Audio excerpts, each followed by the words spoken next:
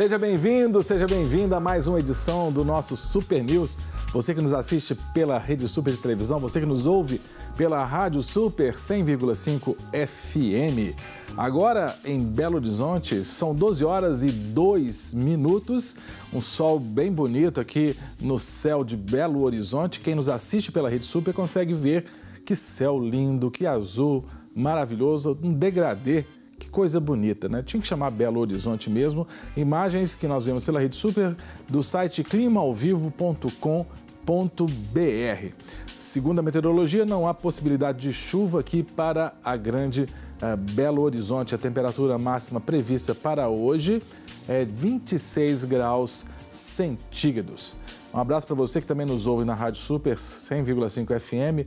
Ficou a manhã inteira com o Giovanni Gandra, né, com o Bom Dia com a Palavra, né? E agora está ouvindo o nosso Super News. Eu sou o Cássio Miranda e estou na companhia dele, Milton Guimarães, o nosso repórter, o homem que traz ótimas notícias. Boa tarde, Milton Guimarães. Tudo bom, querido? Boa tarde, Cássio. Como é que você tá nesse dia bonito? Dia lindo, né? Muito bonito. E melhor ainda quando a gente fica sabendo que pessoas com mais idade estão se recuperando. Estão se recuperando, só que o mais engraçado e mais diferente, para o pessoal ficar atento, né? A gente vai falar aqui de uma idosa de 60 anos que ela foi internada não só com coronavírus, ela também foi diagnosticada com dengue. Você imagina, Cássio, você ter as duas doenças de uma vez só? Essa aí tava um problema mesmo, hein? Dengue e corona. Isso, dengue e corona. Olha, eles não divulgaram o nome da senhora, mas é uma senhora de 60 anos e ela estava internada em um hospital lá em Mogi Guaçu, no interior de São Paulo.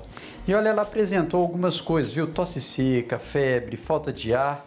E o pior de tudo é que ela, além de ser idosa, ela também é hipertensa. Meu Deus! Ela foi internada, ficou internada durante 17 dias, recebeu alta, como a gente vê aí na foto. Ela está saindo no corredor numa cadeira de rodas, né? Todo mundo aplaudindo. Ela foi acompanhada pela filha na saída e a equipe médica saiu aplaudindo a senhora por ter se recuperado.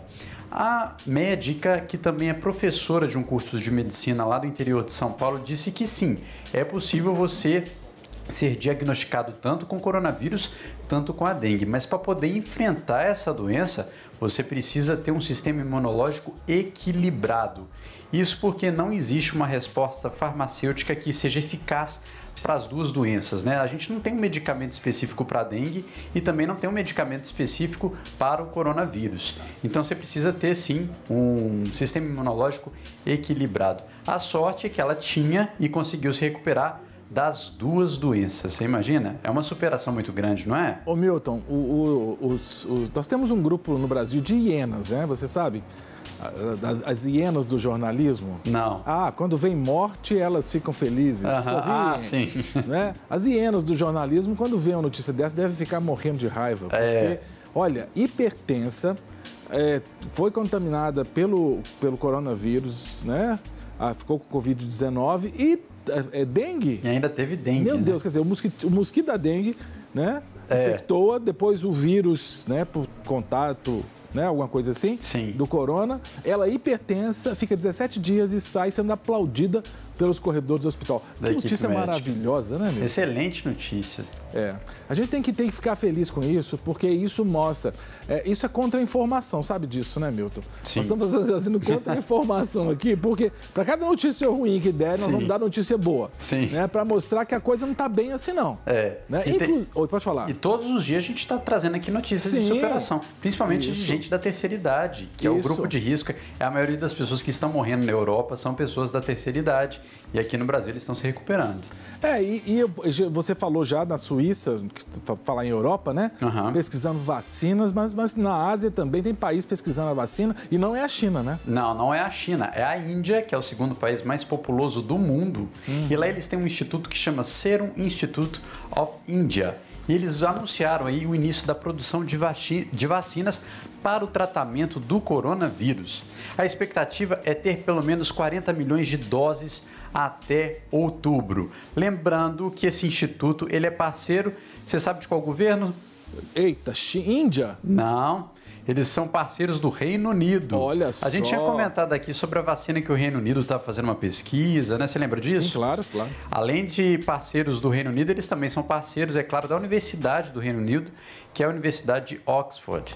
É eles que estão produzindo a vacina que vai ser feita pelo Instituto lá da Índia. Que legal. Então eles estão esperando aí pelo menos 40 milhões de doses. E olha, a vacina já foi aplicada em 2 pacientes. Ah, já está sendo testada em humanos. Já está sendo testado em humanos. E a expectativa deles é que tudo fique pronto até o dia 19 de setembro. Eles já têm uma data muito específica. Eles estão esperando agora que pelo menos 1.000 pessoas recebam esse tratamento durante esse período. A diretora desse instituto disse que o instituto vai produzir aí cerca de 5 milhões de doses por mês durante os próximos 6 meses após o dia 19 de setembro. Então, a gente já está dando uma notícia que a gente já começou a dar algumas semanas sobre o instituto lá de Oxford, da Universidade de Oxford, que eles estavam preparando aí uma vacina e, pelo visto, eles já estão com data pronta e vai ser um instituto na Índia que vai produzir essa vacina. Que legal. E a Índia, que é uma potência na área da ciência, da pesquisa. Sim. Se eu não estou enganado, é o segundo país no mundo com maior número de prêmio Nobel. Só perde para os Estados Unidos. Disso eu já não sabia, olha. É impressionante. A Índia é um país assim, já está quase passando a China, se não passou ontem, está passando em número de habitantes, viu? Sim. Para mais de bilhão, né? E vai passar a China, provavelmente, porque a China já tem uma política para evitar que as pessoas tenham mais de um filho, né? Exatamente. E já existe uma expectativa na China de que essas coisas mudem com o tempo, de que a população lá caia o número de pessoas, mas provavelmente a China vai passar a Índia vai passar a China em alguns anos, em questão de população, né? Então, que às vezes o senso comum, aquela representação social da Índia, só o rio Ganges, as pessoas sendo sepultadas lá no rio, vaca andando no meio do lixo, né? A Índia não é só isso não, né? A Índia tem centros de pesquisa, né, de alta tecnologia, né? Sim. Ô Milton Guimarães, falar em vacina, tem vacina sendo testada no Brasil? Olha, não está sendo só testada no Brasil, é que os brasileiros estão querendo ser testados. Ah, entendi. Sim, existe uma plataforma digital que ela se chama One Day Schooner. É uma plataforma que ela capta, né, pessoas que estejam querendo ser cobaias para testes de vacina. E ela já captou pessoas aqui, são quase 200. Na verdade, foram 182 pessoas aqui no Brasil que se voluntariaram para fazer o teste do coronavírus. São testes para vacinas, viu? Sim. Testes para vacinas de um modo geral e não só para o coronavírus, mas para uma série de outras doenças. Eles já captaram aí 3.900 pessoas de 52 países diferentes. É uma plataforma digital, né? Você vai entrar lá no site, coloca seu nome, sua idade e por que você quer ser a cobaia. Aqui no Brasil foram 182 pessoas que se voluntariaram. Mas aí você fica pensando, já tem tanta gente doente com o coronavírus, para que, né, infectar mais pessoas para isso? O que acontece é que eles precisam de pessoas em diferentes estágios da doença. E eles precisam de pessoas que assumam querer fazer parte desse teste. Porque é um teste, é bem provável que não... Aliás, é provável que possa não ter sucesso nesses testes, mas pode ter também. Então essas pessoas elas têm que se voluntariar para esse processo, não criar uma expectativa, por isso que a maioria das pessoas também são jovens. Como a gente comentou aqui, a maioria dos casos de mortes por coronavírus são de pessoas na terceira idade. Isso. E olha, a OMS a OMS divulgou um novo número mostrando que atualmente nós temos 76 vacinas em desenvolvimento. É muita vacina, né, Cássio? Ô Milton, quando essas vacinas ficarem prontas, mas vai matar coronavírus até o ano 3070, viu? Nunca mais a gente vai ouvir falar em coronavírus, porque 76 vacinas... É verdade. Agora, a vacina é algo muito... É uma descoberta da ciência maravilhosa, né? Você tem a Sabin, por exemplo, né, da poliomielite. Você tem várias vacinas que são dadas à população e evitam mortes, evitam doenças que levam a pessoa a ficar muito tempo acamada. Então, é um avanço tremendo da medicina. É um avanço muito grande. No último século, a gente teve muitas vacinas importantes aqui para a população brasileira, principalmente, né, Cássio? Uhum. Lembrando que 71 delas estão em estágio pré-clínico, que são testes em animais, eles estão avaliando se ela vai funcionar ou não. e 5 estão em fase clínica, que é inclusive essa anterior que a gente tinha falado lá, que está sendo produzida na Índia, né? Ela já está em fase clínica, além dela, outras 4. Uhum. Então a expectativa é grande para que logo a gente já tenha uma resposta, né? Uma vacina pronta. Ô Milton, você como jornalista investigativo, já descobriu se o coronavírus chegou na Coreia do Norte, Milton? Olha, dizem que chegou sim, mas lá a Coreia do Norte é um país muito fechado, o pessoal não sabe responder muito bem se chegou ou não. O pessoal da Coreia do Sul e dos Estados Unidos é que acreditam que o coronavírus já chegou por lá. Pois é, será que o líder supremo lá, o Kim Jong-il, está com o Covid-19? Porque ninguém sabe dele, né? Ninguém sabe dele. Olha, vamos falar aqui dessa notícia muito interessante, né? Mas que ao mesmo tempo pode ser triste ou não, depende do ponto de vista. O Kim Jong-un é ditador lá na Coreia do Norte e há uma semana o canal CNN, o canal americano, disse que o Kim Jong-un poderia ter morrido. Isso porque ele passou por uma cirurgia cardiovascular na última semana, estava internado em estado grave. Só que essa semana, a partir do domingo, autoridades da Coreia do Sul e também dos Estados Unidos disseram que estão fazendo uma pesquisa e acreditam que o Kim Jong-un está vivo sim, só que ele está se recuperando dessa cirurgia. Quem disse isso pela Coreia do Sul foi o foi o porta-voz da Coreia do Sul, que é o Moon Jae-in. São os nomes muito diferentes, né, repita, por favor. Milton Guimarães, Moon Jae-in, como é que é? Moon Jae-in. Eita, esse na faculdade você não aprendeu a falar coreano. Não, de jeito nenhum. E ele disse que, pelo que eles estão percebendo, parece que ele está vivo sim. Existem, não só as autoridades falaram isso, mas as agências de inteligência, tanto dos Estados Unidos e da Coreia do Sul, que são países parceiros, né, disseram que estão fazendo uma investigação e parece que ele está bem, só que ele está se recuperando dessa cirurgia cardiovascular. Sim, sim. Na última semana, a imprensa internacional disse que a China, que é parceira do governo da Coreia do Norte, enviou uma equipe de profissionais e de médicos para ajudar o líder norte-coreano no tratamento dessa cirurgia, na pós-cirurgia dele, e parece que por lá está tudo bem, viu? Existia uma expectativa, na verdade, que se ele morresse, a irmã dele ia assumir o governo. Mas pelo visto não, ele está vivo e, inclusive, ontem o governo norte-coreano mostrou aí uma carta que ele enviou para o presidente da África do Sul. Lá na África do Sul teve o Dia Nacional da Liberdade. Ele mandou uma carta falando que fica feliz pelo Dia Nacional da Liberdade, né? Meio contraditório, né? Isso que eu queria entender. Muito contraditório você imaginar que o líder da Coreia do Norte está dando os parabéns pelo Dia Nacional da Liberdade para o presidente da África do Sul. Vai entender. Mas se ele mandou essa carta, acredita-se que ele esteja vivo. Agora, pode ser uma coisa, pode ser um ghostwriter. Um ghostwriter, né? Às vezes o governo da Coreia do Norte, na verdade, mandou essa carta dizendo que é ele pode estar morto e não foi ele nada, não. Agora, isso mostra como é lamentável a falta de liberdade de imprensa, né, Milton? Sim. Porque no Brasil nós vivemos muitos problemas, mas graças a Deus a imprensa aqui é livre, né? Graças a Deus. Eu não sei se você lembra, quando o pai do Kim Jong-un morreu, já deve ter uns quase 5 anos, né? O que a gente viu foram imagens das pessoas quase chorando por causa da morte dele, né? Mas muitos dizem que, na verdade, as pessoas são obrigadas a chorar pela morte de um líder. É verdade. Você imagina se esse homem morrer, a gente só vai ver a imagem de gente chorando aqui. Mas quem não chora, dizem que matam por lá, viu? Não, o negócio lá é muito sério. Eu tive a oportunidade de entrevistar um missionário coreano que foi preso na Coreia do Norte, ele é sul-coreano, foi preso na Coreia do Norte, ele se converteu na cadeia, ele se converteu ao mito. Na cadeia ele teve experiências metafísicas, sobrenaturais tremendas. Ele era missionário, foi preso por ser missionário, né, que se converteu na cadeia.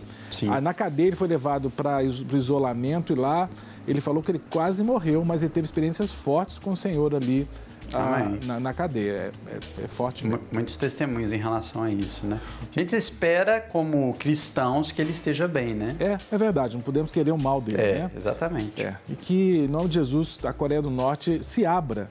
Né? Se abra principalmente para o Evangelho. Sim, né? principalmente. Nos últimos anos a coisa tem mudado um pouco lá, né? Eles voltaram a conversar lá com os Estados Unidos. Inclusive o próprio Trump espera que tenha sucesso essa cirurgia, que ele não esteja morto, né? Então a gente repercute aí a frase do Trump, a gente espera que ele esteja bem. É verdade, né? Mesmo sendo um ditador, a gente não vai querer que um ser humano morra dessa forma, né? Pelo contrário, a gente quer que ele esteja bem, né? E que repense a sua vida, né? A gente sabe que a palavra de Deus, ela ela não pode ser presa. Né? De alguma forma, né? Eu tenho certeza que algo já foi semeado na vida desse homem. Amém. Né? E vai frutificar. Amém. Vamos sair da Coreia e vamos voltar para o Brasil? Vamos voltar para o Brasil. Não vamos falar de coronavírus, não. Chega. Não. Chega, cansei. Chega de falar de coronavírus por agora. Vamos falar agora... Só que vamos falar uma coisa que é séria também. Eita! Olha, o ministro do STF, o Celso de Mello, ele autorizou a abertura de um inquérito para investigar e apurar as declarações do ex-ministro Sérgio Moro. Lembrando que na última sexta-feira o ministro Sérgio Moro pediu para sair do governo, né? Ele deixou aí a pasta da Justiça e ele disse que ele decidiu sair porque o presidente Bolsonaro tinha pedido para tirar o diretor-geral da Polícia Federal para colocar uma pessoa que ele gostaria, ou seja, ele estava influenciando ações dentro da Polícia Federal. O Sérgio Moro não gostou disso e pediu para sair. Só que ontem o Celso de Mello assumiu aí, ele autorizou o inquérito, ele assumiu essa questão do inquérito e disse que sim, o Bolsonaro ele tem que ser investigado e o Moro também tem que ser investigado porque, segundo o Celso de Mello, os fatos narrados por Moro têm relação com o exercício do cargo que é permitida a investigação do Bolsonaro, ou seja, o Bolsonaro pode pedir sim para que haja uma investigação, né? Olha, os policiais terão aí 60 dias para apurar o caso. Isso é muito sério, Milton, porque interferir em investigação da Polícia Federal é absurdo. Sim. Né? O presidente da República não pode fazer isso, interferência numa investigação. E a acusação foi grave. Sim. Né? Que houve interferências, inclusive a benefício familiar. Sim, exatamente. Né? Eu não sei qual, acho que é o 04, né? Dos filhos do Bolsonaro que estavam na mira da polícia, alguma coisa assim. Eu acho que é o 02, o 04 é o mais novo. Eu nem sei. Flávio, Eduardo, eu confesso que eu me confundo com os números e os nomes. Sim. Mas fato é que isso tem que ser investigado, porque caso o ex-ministro Moro tenha feito uma denúncia caluniosa, vai sobrar para ele. Vai sobrar para ele. Caso o presidente tenha interferido, vai sobrar para ele. O que a gente quer é que a verdade prevaleça. Né? Foi o mote, inclusive, do presidente da República na sua campanha. Né? Conhecereis a verdade vos libertará. Sim. Vamos esperar para ver o que vai acontecer. A gente espera que, pelo menos em 60 dias, a Polícia Federal já tenha um retorno sobre esse caso, né? Sobre o inquérito. Muito estranho mesmo. Inclusive, na sexta-feira à noite, o ex-ministro Moro foi na Rede Globo Televisão, divulgou prints de conversas privadas do WhatsApp, que causou assim, uma indignação em muitas pessoas. E realmente, ele que foi vítima disso, né, com o pessoal do como é que é o nome? Estou pensando no Wikileaks. Wikileaks, é do Intercept. Sim. Né?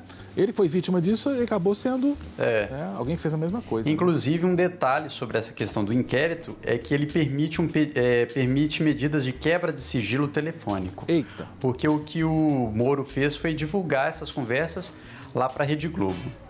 E agora o que o governo vai poder, aliás, a Polícia Federal vai poder fazer é poder avaliar o sigilo telefônico tanto do presidente quanto do ex-juiz e ex-ministro Sérgio Moro e também de uma deputada que está envolvida nessas conversas. Carla Zambelli. Isso. Então eles podem avaliar e fazer a quebra de sigilo telefônico. A acusação é que Carla ofereceu o cargo no STF para o Moro. Sim. Né? Não sei que poder que a Carla Zambelli tem para isso, mas vamos lá. Pelo que ele falou nas conversas, foi o que ela fez, né? E de fato ela assumiu. Sim. Que ela falou que ia fazer uma pressão, alguma coisa do tipo. Mas vamos deixar a coisa correr, né, para depois a gente comentar. Daqui 60 dias a gente vê o que foi que aconteceu. Mas antes disso, nós vamos ter já ministro da Justiça, porque não podemos ficar assim, sem, né? Exatamente. E na madrugada dessa terça-feira aí, o governo confirmou o novo ministro, que é o André Mendonça. Ele é o atual titular da AGU. A gente está vendo aí uma foto dele, né? E olha que interessante. Ele, além de ser o atual titular da AGU, ele também é pastor da Igreja Presbiteriana Esperança, lá de Brasília, e é pós-graduado em Direito pela UNB, que é a Universidade Federal de Brasília. Antes de assumir como ministro da AGU, ele foi corregedor do órgão E ele também já participou de sessões do STF e possui interlocução com os ministros da corte, né? Que bom. Ou seja, isso pode ajudar o governo de certa forma, né? Por ele ser ministro, nas questões de investigação, né? O ministro da Justiça, e ele está assumindo agora o André Mendonça. Lembrando que ontem a gente tinha dado outro nome, né? Sim, sim. Você lembra? Mas, de qualquer forma, o perfil é técnico. O perfil é técnico, ele tem toda uma experiência, né? Então, o Bolsonaro escolheu ele porque ele tinha um perfil mais técnico do que o nome que a gente tinha dado ontem. Sim. Então, o André Mendonça aí está assumindo o Ministério da Justiça. E, por outro lado, a gente tem aí o Alexandre Ramagem, que vai assumir a direção geral da Polícia Federal. Ele que, inclusive, a gente já comentou ontem também, foi o nome ontem que a gente cogitou, né, Cássio? Sim, sim. Ele foi chefe de segurança da campanha do presidente lá em 2018, foi ele quem acompanhou e foi chefe de segurança dele.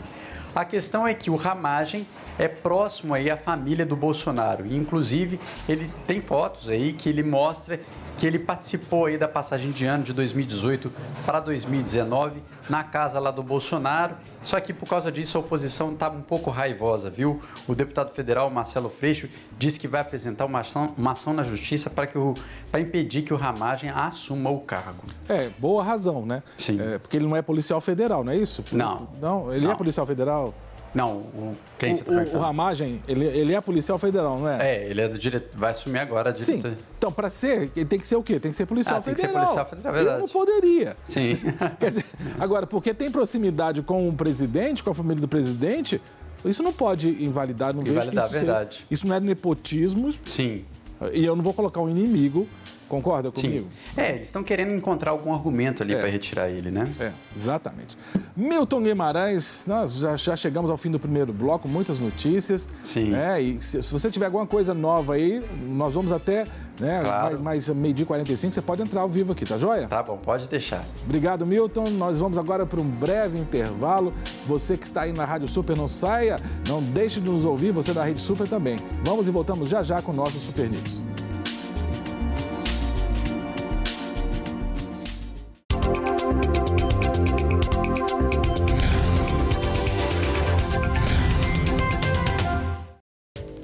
Voltamos com o nosso Super News. Você que nos assiste pela Rede Super vê imagens da região nordeste de Belo Horizonte, próximo a um grande shopping e próximo, inclusive, à Rede Super.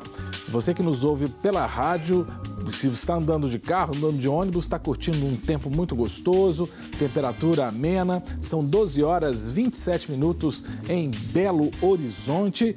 E nós aqui na Rede Super, na Rádio Super, estamos com muitas notícias no nosso Super News. E agora contamos com a participação do nosso repórter Renato Lopes, que vai trazer mais notícias para a gente do governo. Renato, seja bem-vindo ao Super News, tudo bem? É isso mesmo, Cássio Miranda. Muito boa tarde para você, nossos telespectadores e ouvintes também da Rádio Super. O governo e Senado propõem o congelamento dos salários dos servidores em todas as esferas, né? Na esfera municipal, estadual, federal, por 18 meses, Cássio. O anúncio dessa proposta foi feito ontem por Davi Alcolumbre, presidente da Câmara do Senado. E se essa proposta entrar, né, se ela for aceita, pode poupar, Cássio, 130 bilhões de reais aos caixas públicos. Meu muito Deus. Dinheiro, não é não, Cássio? 130 bilhões, Renato? 130 bilhões. Quer dizer, lógico que aí a gente está falando do salário de juízes, de deputados, sim. de senadores, quer dizer, são todas as esferas do serviço público. O problema é que também tem o servidor de menor remuneração. Também tem, nós estamos falando aí dos professores, não é? Nós estamos falando aí dos médicos que estão aí na linha de frente ao combate do coronavírus. É por isso que esse é um anúncio assim que tem seus prós e seus contras, alguns estão a favor, outros contra. Agora, Cássio, realmente é uma economia, sim, gritante. Não é? Gritante. Agora, Renato, é uma questão interessante porque eu fui servidor público, não é, federal, e sei que uma das coisas que a gente busca sempre quando faz concurso público é a estabilidade, a segurança da remuneração no final do mês. E esse isolamento social, essa recessão, ela acabou não atingindo os servidores públicos federais. Exatamente. Não é? Atinge, sobretudo, os assalariados, os empresários, né? Então, se isso passar e se isso começar a atingir também essa camada da população, eu acho que a reação vai ser muito grande. Não é? Porque o que acontece é que quando... Sabe aquela coisa, pimenta nos olhos dos outros é refresco? É verdade. Né? Quando, então, esse isolamento social atinge os outros, né? Mas eu estou em casa, em isolamento social, mas eu sei que minha remuneração chega no final do mês, eu reajo de uma forma ao isolamento social. Se eu sei que não vai chegar, né, que pode faltar, ou pode... aí eu vou começar a reagir diferente. E, né? Cássio, foi justamente essa fala do nosso ministro da Economia, né, Paulo Guedes. Ele falou justamente isso, que agora é tempo do servidor público também fazer seus sacrifícios, também trazer uma contribuição significativa nesse momento crítico de economia. Não é? Então, a proposta pede, então, o congelamento desses salários por 18 meses. Então, ninguém poderia pedir aí nenhum tipo de ajuste salarial por esses 18 meses. Aumento só daqui a 1 ano e meio. Isso aí. Bom, é uma proposta, né? Ela precisa aí de adesão e foi proposta e vamos ver o que vai acontecer, né, Cássio? E pensando que muitos estão desempregados, não funcionários públicos. Eu digo, eu acho que quem está do lado de lá, o funcionário público, tem que pensar o seguinte: tem gente desempregada agora, tem gente que está sem ter comida, dependendo de cesta básica. Então, nessa hora, todo mundo tem que participar um pouquinho, contribuir um pouquinho, né, para sairmos dessa situação difícil. Ô, Renato, outra medida que vai cortar na carne, que deveria ter sido tomada, eu espero que ainda dê tempo de tomar, é o tal do dinheiro do fundo eleitoral, que poderia ser revertido para para a saúde, né, na realidade. É verdade, Cássio. Você sabe quanto é esse valor aí que é destinado para as eleições agora municipais, não é, desse ano? Não, quanto é? São 2 bilhões de reais. É muito dinheiro. Olha, Cássio, nós temos aí 11 projetos tramitando na Câmara dos Deputados, justamente pedindo que esse valor que seria destinado, então, para essa eleição municipal, que não é nada, são 2 bilhões de reais, que ele seja investido na crise, que ele seja convertido para sanar aí alguns, né, pelo menos alguns dos problemas financeiros causados aí pela Covid-19. Pensar isso, porque o fundo eleitoral foi definido com muita reserva por parte de alguns, inclusive minha, né, embora eu não seja alguém que vote para isso lá na Câmara, mas foi votado, pegou mal você reservar um fundo, né, financeiro para financiar eleições. Se a pessoa quer concorrer, que ela corra atrás do dinheiro, que ela venda o carro dela, que ela peça ajuda para os familiares. Quem quiser, desde que seja lícito. Agora, se tem uma verba pública para financiar a campanha, desculpa. Né? Verba pública tem que ajudar as pessoas. Olha, quantas máscaras, quantas ambulâncias, quantos hospitais, quantos leitos, quantos respiradores artificiais, ventiladores podem ser comprados com 2 bilhões. Né? Isso é muito sério. Né? E se há tempo, então a gente pede, né, que os deputados e os senadores olhem com muito carinho essa questão aí da verba, dos 2 bilhões do fundo eleitoral. Ainda dá tempo desse dinheiro ser revertido para o que é importante nesse momento de pandemia, né? Cuidar da saúde. Olha, Cássio, até agora 264 deputados já foram ouvidos e já se manifestaram a favor dessa proposta. Sim, então, aí alguns acabaram não podendo participar dessa enquete, mas 264 já falaram que entendem essa urgência e essa necessidade. Isso, depois a gente podia fazer um carômetro dos deputados favoráveis e contrários. Né? O deputado que eu votei, eu vou cobrar dele. Sim, é verdade. Não, libere o fundo aí eleitoral, né? Essa verba para a saúde. Né? Eu já vou mandar um WhatsApp para o meu deputado hoje pedindo, né, que ele se posicione quanto a isso. O Renato Lopes, no primeiro bloco eu conversei com o Milton Guimarães e me confundi todo com os números dos filhos do Bolsonaro. São muitos, dá para confundir. É brincadeira, 01, 02, 03. O Carlos Bolsonaro é o 0 quanto, você sabe? É o 02. Então tá. O que aconteceu com o 02? Olha, Carlos Bolsonaro, ele é vereador, né, no município do Rio de Janeiro, no estado do Rio de Janeiro, e ele denuncia, Cássio, que ontem tentaram entrar na conta dele do Twitter. Meu Deus. Ele, inclusive, fez o print das telas, né? E por 2 vezes vinha mensagem pedindo para recadastrar a senha, sendo que ele não fez nenhum tipo de pedido para recadastrar a senha. Agora você veja aonde vão parar aí os hackers, né? Onde vai parar essa tecnologia aí que, infelizmente, às vezes vem para deturpar, às vezes vem para causar confusão, não é? E a gente sabe que nós temos medidas, nós temos leis que impedem completamente esse tipo de invasão às redes sociais, não é? Agora, o que isso revela politicamente, Renato, é o que a pressão que a oposição vai fazer agora ou quando eu digo oposição, não necessariamente a oposição legislativa, mas aqueles que se opõem ao governo Bolsonaro vão fazer. Né? Porque estão percebendo que a figura Bolsonaro é muito sólida, né? Quase que um monolito. Mas eles estão fazendo o quê? Atacando a família, né? Para ver se ele acusa o golpe. Né? Porque ele mostrou que ele é um homem que ama muito os filhos, né?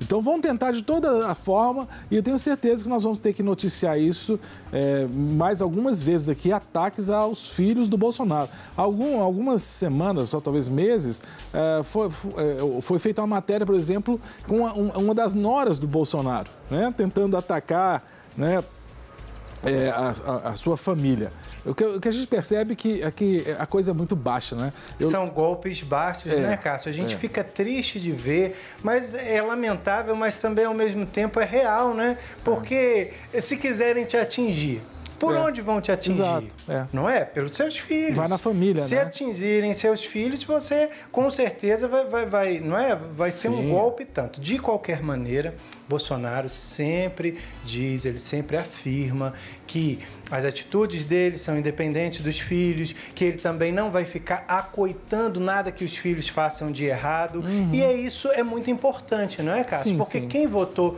no Jair Messias Bolsonaro votou nele e não nos filhos. Exato. Então, ele deve realmente manter essa postura firme de não passar realmente a mão por cima de algum erro de um ou outro filho, não é? Inclusive, quem foi eleitor do Bolsonaro para presidente da República não foi necessariamente eleitor do filho para o 02 para vereador ou dos demais, né? Botou no pai, né? E por aí vai. Renato, tem uma expressão muito interessante, infecção ativa. O que é uma infecção ativa, Renato? A infecção ativa está sendo muito falado agora, não é? Essa infecção do coronavírus, quando é detectado ali, então que a pessoa, muitas vezes ela é assintomática, né? Mas o vírus não deixa de estar ativo nela. Muitas vezes ela está assintomática, mas ela é capaz de infectar outras pessoas. Por isso, essa designação aí da infecção ativa, né? É aquela pessoa que, ainda que ela esteja, de repente, sem apresentar os sintomas, ela é um risco e ela pode infectar outras pessoas. E parece que na China, esse número de pessoas que são infectadas, mas assintomáticas, está caindo, é isso?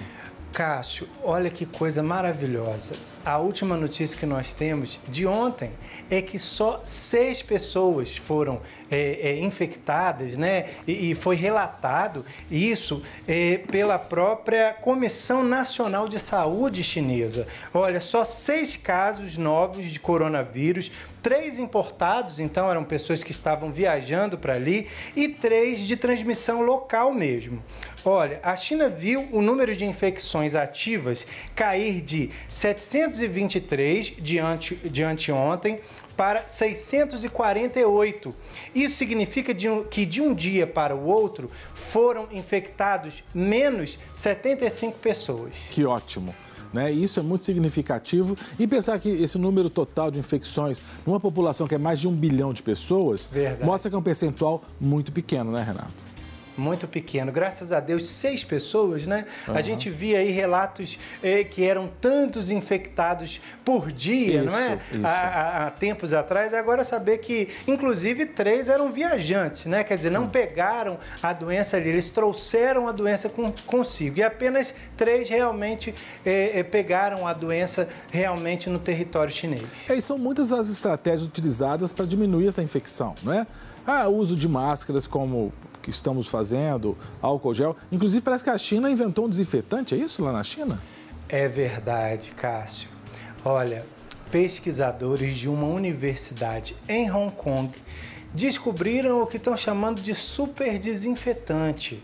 Olha, esse desinfetante, quando passado na superfície, ele pode proteger de bactérias e vírus, portanto, o vírus da Covid-19, por sabe quantos dias, Cássio? Meu Deus, quantos? 90 dias. 3 meses. 90 dias. Que beleza. É um super desinfetante mesmo, porque uma das maneiras de se contaminar com a Covid-19, nós sabemos, é quando de repente passamos a mão numa maçaneta que estava infectada, isso. Não é? Numa porta, seja lá onde a superfície. A gente coloca a mão ali sem saber e leva a mão aos olhos, à boca, ao nariz e pronto, está feito ali o estrago, então a pessoa está contaminada, não é? E esse super desinfetante, então, já que ele protege a superfície por 90 dias, ele é podemos dizer assim, uma ferramenta muito eficaz também no combate da pandemia. Exatamente, e isso é ótimo, né? Porque são descobertas no período da crise que tem uma durabilidade, uma utilidade por toda a vida prática. Aí, porque com certeza ele desinfeta não só com relação ao coronavírus, mas outros vírus e outras até bactérias, né? Para o futuro, isso aí pode ser utilizado, né? Com certeza. Bactérias e vírus outros, né? Poderão ser combatidos em 90 dias, vamos combinar que é muita coisa, né? 3 meses é um bom tempo, né? É muita proteção. Que legal. Tomara que esse negócio logo chegue no mercado, né? Agora, falar em 90 dias, tem gente que está achando que vai esperar 90 dias para receber aquele auxílio. Como é que chama aquele auxílio? Eu esqueci o nome. O auxílio emergencial. Isso, auxílio emergencial.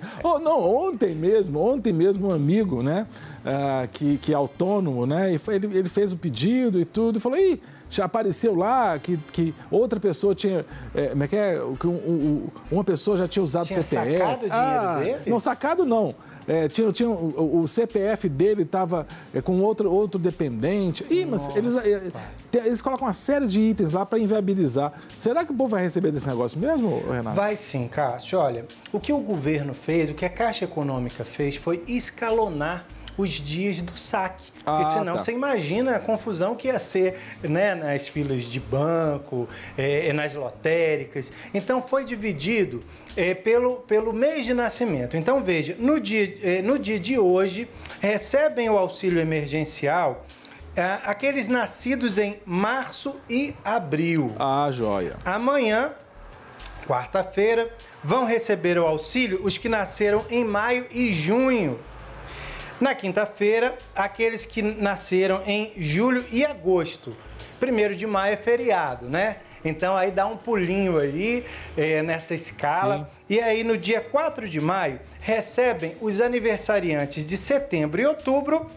E os últimos que aniversariam só em novembro e dezembro vão receber o auxílio, Cássio, em 5 de maio. Que delícia. Mas, Renato, isso é muito bom, porque também a maioria nem precisa de ir ao banco, isso vai ser depositado, né, em contas que foram abertas. Não é? Então, isso não vai gerar aglomeração também. Porque uma coisa que a gente tem que evitar agora é a tal da aglomeração, né? Tem que evitar a aglomeração. E a Caixa prevendo isso, aquelas pessoas que não têm conta em banco, né, Cássio? Elas receberam aí uma conta digital e agora elas vão poder fazer esse saque em qualquer banco e lotérica, justamente para tentar pulverizar o máximo essas filas, tentar diluir elas, para que as pessoas não fiquem aglomeradas realmente na porta dos bancos, na porta das lotéricas, senão não vai adiantar, né? E a sensação que a gente tem, eu não sei qual que é a sua sensação, Renato, é que aos poucos a vida está voltando ao normal, né? Sim, com lenta certeza. E gradualmente as coisas estão chegando nos seus lugares, né? Isso é muito bom, né? Saber que a vida vai voltar ao normal. né? E que, se Deus quiser, quem perdeu o emprego vai reconquistar, né? Quem teve o salário congelado vai descongelar, né? E todos vão estar voltando à normalidade. Quero te agradecer, viu, Renato? Ô Cássio, eu que agradeço, viu? Estaremos aqui sempre trazendo informações de qualidade, precisas, não é? E sempre trazendo também aquelas boas notícias, não é? Sempre é importante isso. Vou trazer a memória, o que me dá esperança. Verdade. Conversei com o repórter Renato Lopes, quero agradecê-lo, agradecer a você que nos ouviu pela Rádio Super 100,5 FM, nos assistiu pela Rede Super de televisão. Amanhã, meio-dia, temos mais Super News. Eu espero você. Até lá.